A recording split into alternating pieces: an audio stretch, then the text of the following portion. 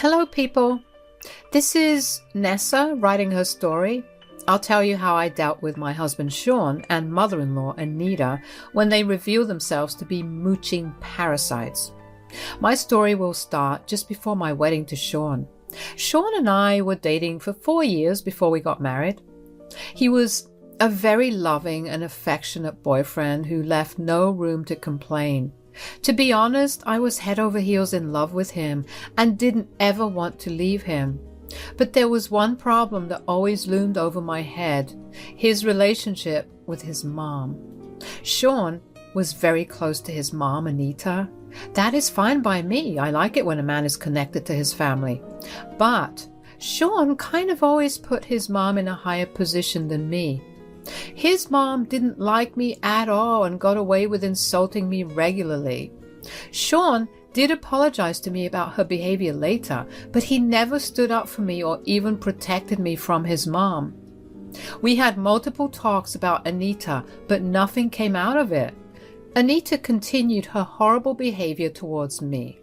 Despite all of this, I agreed to marry Sean. He proposed to me after 4 years and I was super happy. Like I said, I was in love and didn't see the red flags back then.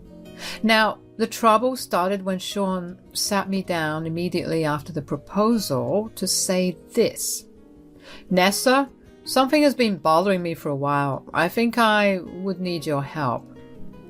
"What's the matter, Sean? Tell me what's going on. I promise I will help you as much as I can." "It's just that my mom recently acquired a ton of debt.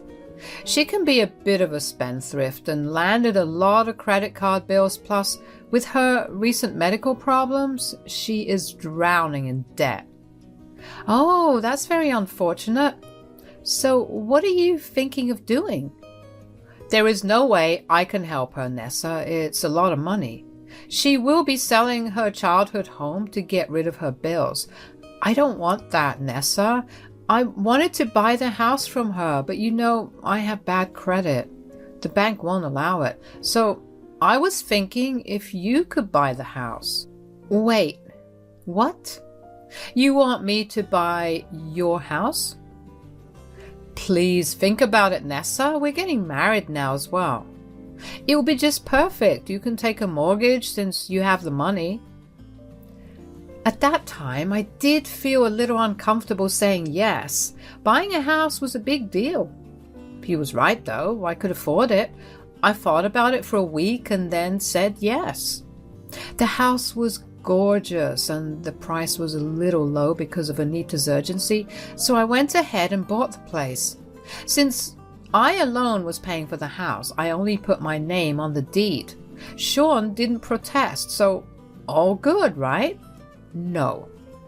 After we got married, Sean suddenly moved his mom into the house. By then, we had been married for like 6 months. It was just so out of the blue that I freaked out when I saw Anita casually sitting in my living room in her PJs. I was shocked, but acted calm. "Hey, Anita, are you visiting? Will you stay for dinner?" "I'm not visiting. I'm going to live in this house from now on. My son has told me that he has made me part owner of the house, so I don't need to stay in a rented apartment any longer. That cramped place wasn't my style anyway. Now, the real mistress of the house is back. I don't understand this. Sean told you that you are a co-owner of this house?" "Yes. So you better get used to having me around. I won't tolerate your nonsense under my roof. Since you will be living rent-free here, you need to do as I say from now on." I was shocked at the words Anita said. My mind was spinning. I had no idea why Sean had made up such a big lie to Anita. It was ridiculous and outrageous. I went straight to my bedroom to confront Sean. I said, "Sean, why is your mom saying that she is going to live here from now on? And she is saying that she is a co-owner of this house. What the hell is going on?" I'm so sorry, Nessa. I lied and told Mom that I was the one who bought the house. Mom was complaining about living in a rented apartment, so I brought her here. She's having money issues again. She's my mom. I can't abandon her. Why the hell would you lie to her, Sean? I'm sorry, okay? I didn't want my mom to think that I was a disappointment. Asking you to buy the house was shameful enough for me. Please don't push it anymore. I will tell her the truth after some time. Please don't kick her out. Being the doormat that I am, I allowed Anita to stay. What can I say? I was stupid and in love. I didn't want my husband to feel humiliated, so I went along with him and pretended that he and Anita owned the home. I never should have done that. Anita turned my life into a living hell. She was freaking awful. The woman somehow got meaner because she believed I was living in her house. She expected me to do all the chores and contribute to the household. She wasn't giving us a penny for herself. Instead, I was working, cleaning the house, paying the bills. The only thing that Anita did was cook. Even then, she went out of her way to cook things I don't eat or stuff I'm allergic to. So I often ended up cooking for myself after disinfecting every inch of the kitchen. I knew Anita was doing this on purpose. Sean never said anything about his mom. We fought and fought, but Sean refused to put his mom in place. 2 years passed, and Sean still didn't tell his mom about the house. I was growing tired of Anita's abuse and Sean's lack of support. Just when things couldn't be any worse, Anita made the most ridiculous demand I have ever heard in my life. One day when I was back from work, I found Anita and Sean waiting for me with grim faces. When I looked at them with curiosity, Anita said, "You need to sit down, Nessa. I have something important to tell you." "Okay, what is this about? You look serious." "We have discussed our living expenses and found out that you are not contributing enough to the house." Now, this was something that I hadn't expected at all.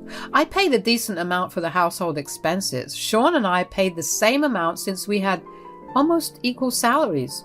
So I have no idea why Anita suddenly thought that I wasn't doing enough.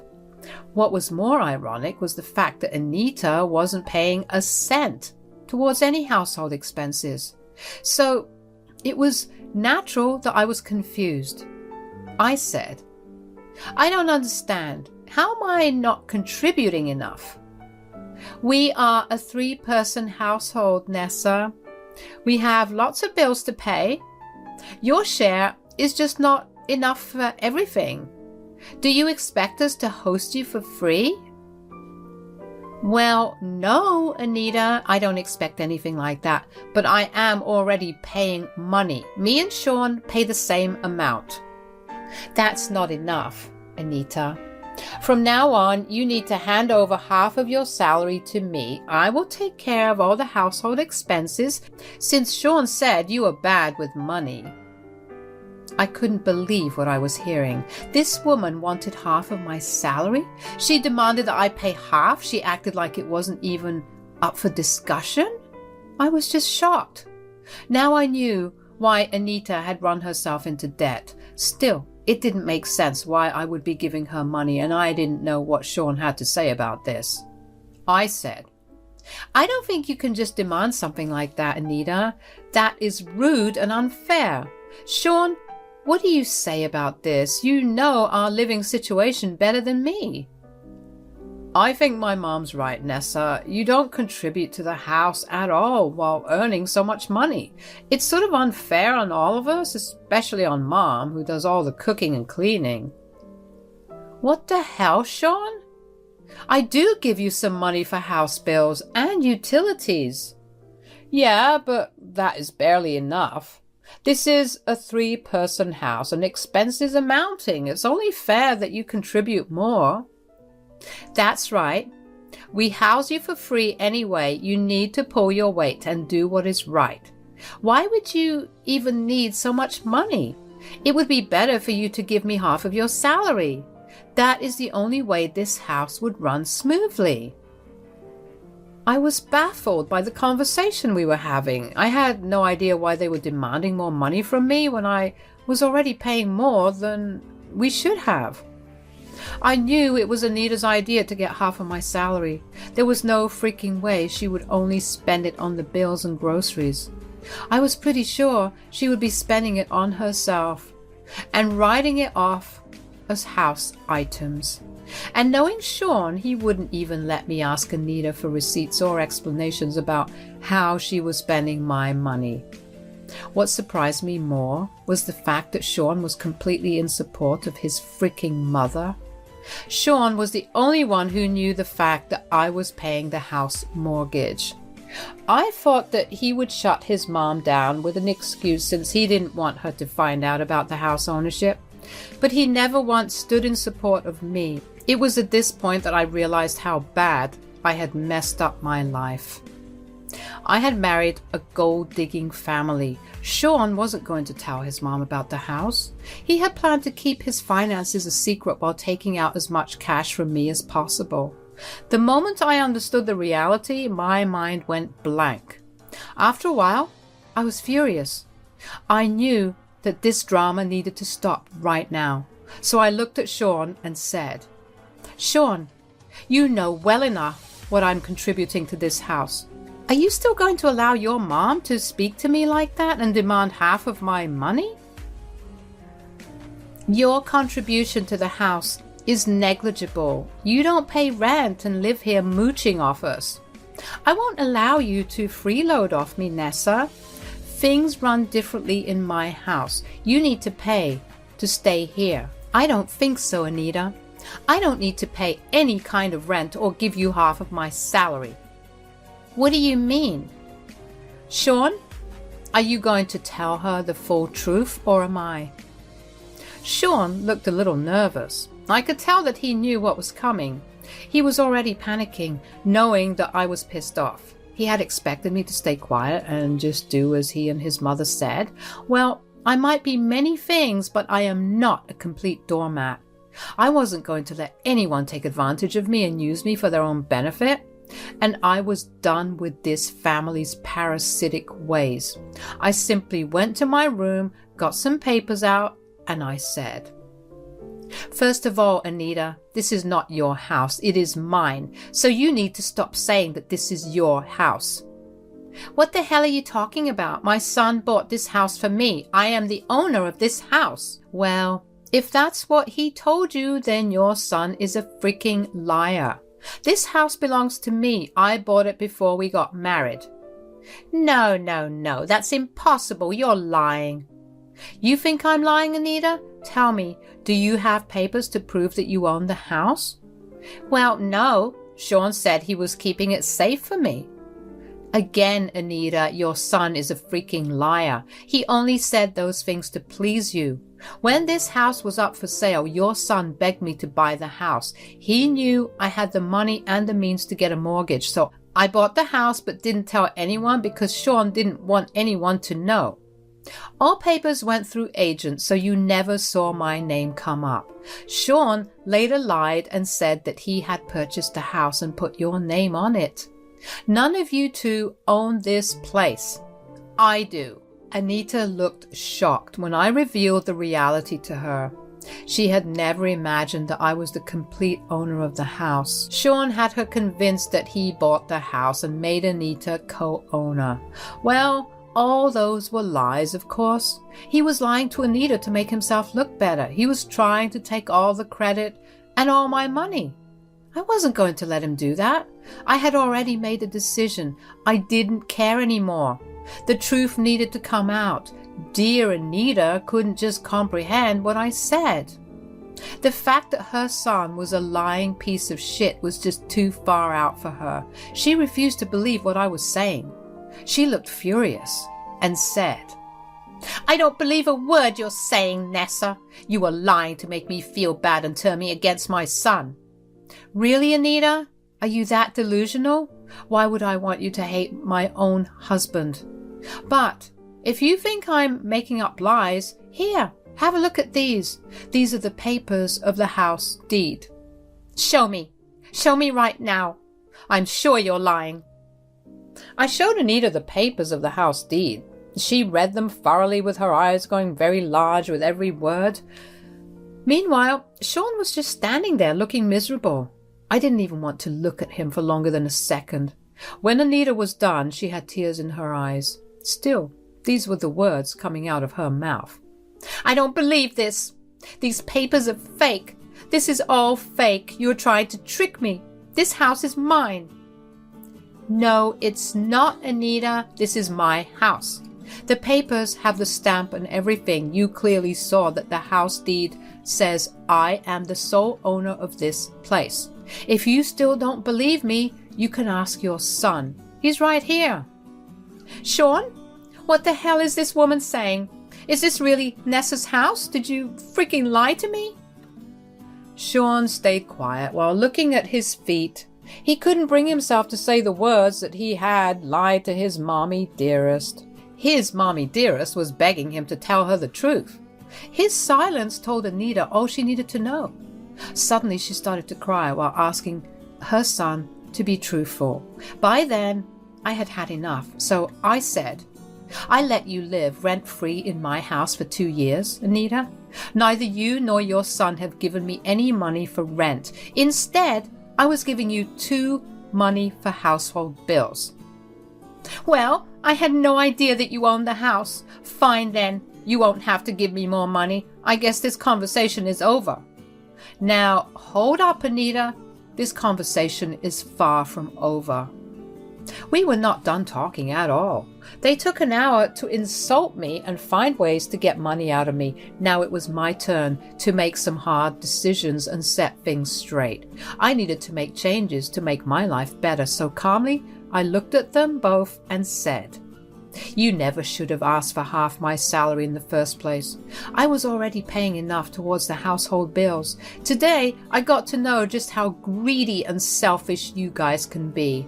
I've had enough. I don't want you in my house anymore. You need to leave. What? You want to kick me out? No, you can't do that. You can't do this, Nessa. She's my mom. She needs to be here. You cannot just kick her out. Oh, you are going with her as well, Sean. I'm kicking you out too. Sean was shocked when I said that. He didn't expect me to actually kick him out as well. Anita was also confused and shocked. She thought that she would still continue to live in my house because her son wouldn't let me kick her out. Now she sees that I was kicking her son out as well. She immediately panicked and said, "How dare you talk about kicking out your husband? Have you no respect for your husband?" Nessa, you can't kick me out like that. We're married and should be staying together. I have the right to be here as your husband. Good thing that we are not remaining married anymore. Don't worry, I'll be filing for divorce tomorrow. I'm done with you. Sean looked at me like he was seeing a new woman in front of him. Gone was the demure Nessa who didn't fight with her husband and did what he asked. This Nessa was out for blood. He couldn't believe that I was asking him for a divorce. I don't know if he thought he was God or something, that I wouldn't even divorce him. He said, "Nessa, you're not thinking straight. You can't just jump to divorce like that. You're overreacting over a small issue." You hear yourself, Sean? This is exactly why I want a divorce. You are a freaking greedy man who thought you could mooch on me and exploit me for the rest of your life. You think I don't see through your plan?